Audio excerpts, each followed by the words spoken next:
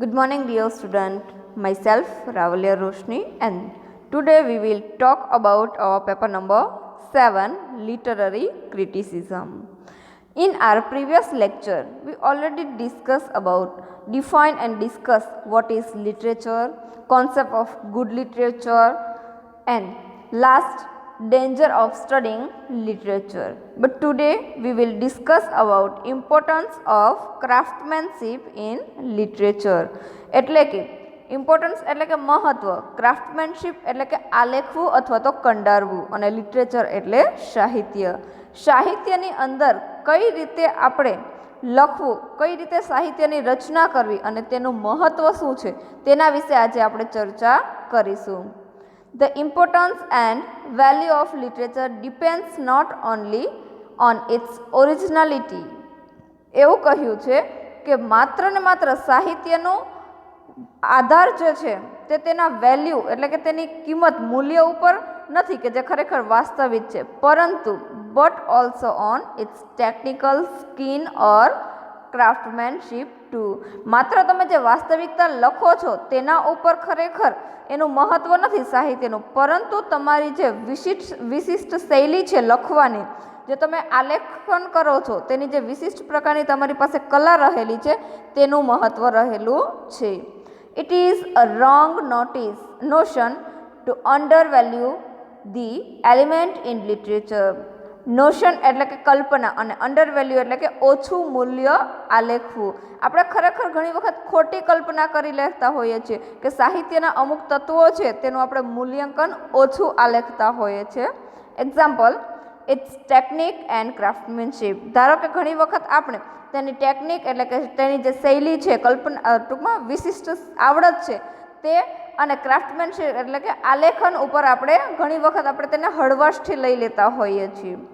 When a writer creates any piece of literature, જ્યારે કોઈ પણ લેખક કોઈ પણ નાનો એવો સાહિત્યના ટુકડાની જ્યારે રચના કરે છે, he does not rely only on his ideas and imagination. ત્યારે તે માત્ર રેલી એટલે કે આધાર રાખવો. ત્યારે કોઈ પણ લેખક જ્યારે કોઈ પણ વસ્તુની રચના કરે છે, કોઈ પણ સાહિત્યની રચના કરે છે, ત્યારે તે માત્ર ને માત્ર તેના વિચારો કે તેની કલ્પના ઉપર આધાર રાખતો નથી. He at the same time applies certain technique or craftsmanship. તે સમયે તે અમુક ચોક્કસ પ્રકારની આવડત અથવા તો આલેખન કરવાની શૈલી છે તેને અજમાવે છે. That shape his idea or imagination into a concrete shape in his literature. અને આ જે ટેકનિક છે તેના દ્વારા જ તેના વિચાર કે તેની જે કલ્પના છે તેને વ્યવસ્થિત આકારમાં સાહિત્યની રીતે બાંધી શકાતા હોય છે. પોપ રાઇટલી સેઝ, અહીંયા એક મહાન લેખક પોપ છે તે કહે છે, true ease in writing comes from art not chance. Ease એટલે કે આરામ. ખરેખર સાચું સાહિત્ય છે તે વ્યક્તિને આરામમાંથી નહીં પણ કલામાંથી આવે છે, નહીં કે ચાન્સ. એને તક નથી મળતી પરંતુ આપણે એને લખવું પડે છે.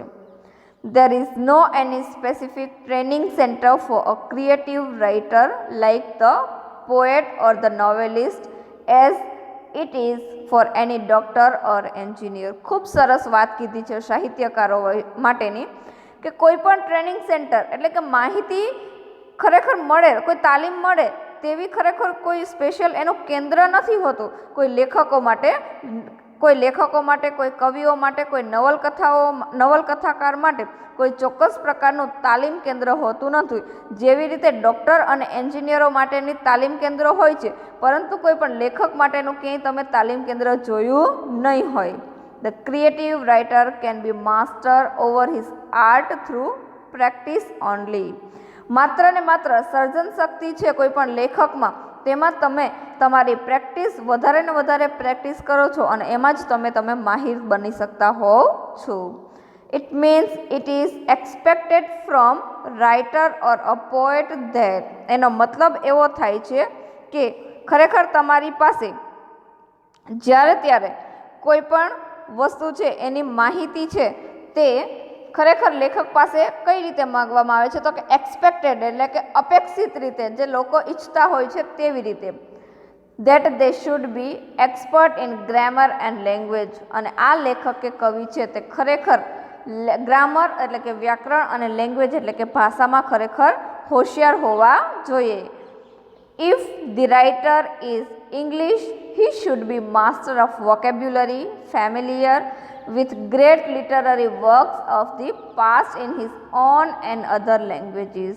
જો કોઈ સાહિત્યકાર અંગ્રેજી ભાષાનો છે તો તેના માટે ખાસ મહત્વની બાબત કે જે તેની પાસે હોવી જ જોઈએ વોકેબ્યુલરી એટલે કે શબ્દ ભંડોળ, ફેમિલિયર એટલે કે જોડાયેલો with great literary work of the past in his own and other language, કે જેણે ખરેખર પોતાની ભાષા અને અન્ય કોઈ ભાષા છે તેની અંદર સાહિત્યમાં સારા એવા કાર્યો કરેલા હોવા જોઈએ ભૂતકાળ દરમિયાન. He should also be an excellent master of a style suitable to the subject he chooses.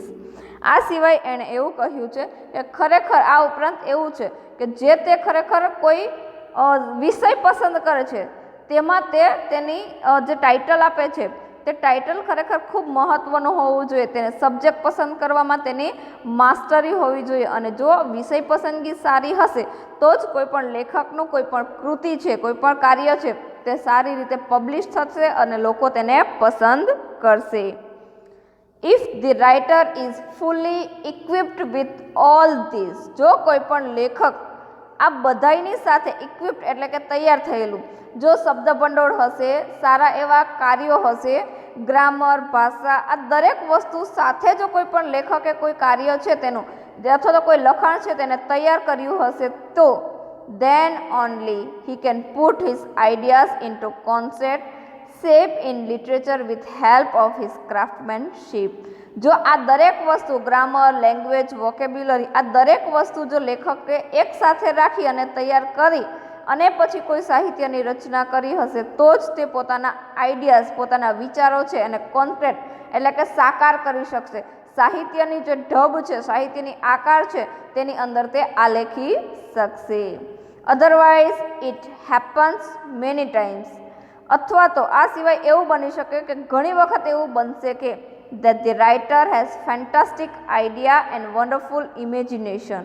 ઘણી વખત જો આ વસ્તુ તમારામાં નહીં હોય એટલે કે ગ્રામર, લેંગ્વેજ, વોકેબ્યુલરી આ દરેક વસ્તુ નહીં હોય તો ઘણી વખત એવું બનશે કે તમારી પાસે સારા ફેન્ટાસ્ટિક એટલે કે ઉત્તમ વિચારો હશે, વન્ડરફુલ ઇમેજિનેશન એટલે કે અદ્ભુત કલ્પનાઓ હશે, but he can not express them fully. છતાં પણ આ દરેક વસ્તુ તમારી પાસે હશે છતાં પણ તમે વ્યવસ્થિત રીતે તેને એક્સપ્રેસ એટલે કે વ્યક્ત નહીં કરી શકો. બીકોઝ કારણ કે he is not master of language skill, કારણ કે તેની પાસે ખરેખર જે લેંગ્વેજ એટલે કે ભાષાની જે સ્કિલ છે, આવડત છે તેમાં તે માહિર હોતા નથી. ઇન શોર્ટ, ટૂંકમાં કહીએ તો ટેકનિકલ સ્કિલ ઓર ક્રાફ્ટમેનશીપ, ખરેખર જો એવું કહીએ તો કે જે આ ક્રાફ્ટમેનશીપ એટલે કે આલેખવાની કળા છે તે the art of the right word in the right place, ખરેખર કલા છે તેમાં યોગ્ય શબ્દ યોગ્ય જગ્યાએ વપરાયેલા હોવા જોઈએ. Is always expected in a good writer, અને આ ખરેખર દરેક જે સારા લેખકો છે તેમની પાસે અપેક્ષા રાખવામાં આવતી હોય છે. Through this skill, he can express his life in an appealing, effective and meaningful manner. જો આ દરેક વસ્તુ તમારામાં હશે તો જ તમે સારી રીતે આવડતપૂર્વક મનુષ્યની જિંદગી છે તેને અપીલિંગ એટલે કે અરજીપૂર્વક, માંગપૂર્વકની પુરવાર કરી શકશો, ઇફેક્ટિવ, અસરકારક બનાવી શકશો અને તે પણ એક અર્થપૂર્ણ ભાષાની અંદર તમે વ્યક્ત કરી શકશો. Thus, practical skill is also a part and parcel of good literature. તેથી જ આપણે એવું કહી શકીએ કે ખરેખર આ ટેકનિકલ સ્કિલ જે છે, જે લખવાની આવડત છે તે તમારામાં હોય તો જ તમે સારું સાહિત્યની રચના કરી શકો છો. વિદ્યાર્થી મિત્રો, અહીંયા આપણે જોયું કે ખરેખર સાહિત્ય લખવા માટે એને આલેખવા માટે કઈ કઈ વસ્તુઓ મહત્વની હોય છે. તો સાહિત્ય લખવા માટે સૌથી મહત્વની હોય છે વોકેબ્યુલરી, ગ્રામર અને લેંગ્વેજ. જો તમારી પાસે આ દરેક વસ્તુ હોય તો જ તમે સારું સાહિત્ય છે તેની રચના કરી શકો છો. માત્ર તમારી પાસે સારા વિચારો કે સારું કોઈ કલ્પના હોય તો તમે એના બેઝ ઉપર સારા સાહિત્યની રચના કરી શકતા નથી. પણ સારી કલ્પના અને સારા વિચારોની સાથે જો તમે grammatical power, language power, vocabulary આ દરેક વસ્તુને સાથે રાખી અને પછી જો મિશ્રિત કરી અને લખાણ લખશો તો ચોક્કસ તમારું સાહિત્ય છે તે અર્થપૂર્ણ બનશે. Okay, thank you.